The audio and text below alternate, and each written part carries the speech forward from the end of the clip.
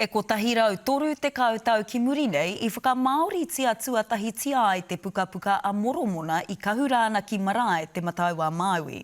Hei tā tēnei pūrongo a te o Kiwa McLean e hara I te kaupapa whakanui noa iho, he oi he hahu anō I ngā huitau a te hāhi kua aua atu I te rima te kautau e moe ana. Te pukapuka a moromona, kua ko tahirau toru te kautau e kauhau tia ana I te reo Māori. Te ropai tēnei rangi. Kua wāroa, e kore mātou, ngā Māori, whai wāhi atu nei, te kōrero I te reo. No ngā rangi whakamatua ka pahure ake nei whakatōpu atu ai ngā mema o te hāhi o Hukraitsi ki te hauke, ki te whakanui te whakamauritanga o te pukapuka a moromona. Hei tā Jerry Hāpuku prehitini o te peka ki te hauke, I whai wāhi ngā poropitu Māori ki tēnei hāhi. O Pōtangaroa, tuatahi ki te Wararapa, ko Toiroa, ki te Māhia, ko Tāwhio, o tēnei Waikato.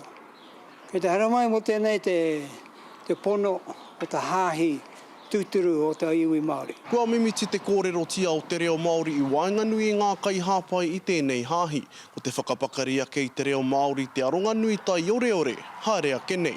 Kia tino whakawhanake ake I te whakamahinga o te reo Māori, ki roto I te hāhi. Mai ngā 50s kua āhua mimiti te āhuatanga o te reo I roti te hāhi. I mua I tērā, kaha te kōrero tia o te reo, engari enei wā, tānoa ki tēnei haora, ko iti rāno te hunga kōrero Māori. Atu I te whakanui te whakamauritanga o te pukapuka a moromona he mea hahu anō te huitau a te hāhi. Nei te tani atu kia rātou te hunga kōrero. He kaupapa kua aua atu I te rima te kautau e moe ana, me ngā āwhero nui, mo te āpōpō. Kia tū ai ia te tau. Nō reira kua tiki mai a ngā puhi I te atanei.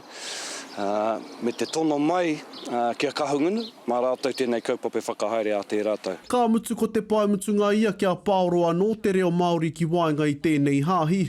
Ka mutu kia horapa nō te kaupapa nei ki ngā tōpito katoa o te motu. Te o Kiwa McLean, te karere.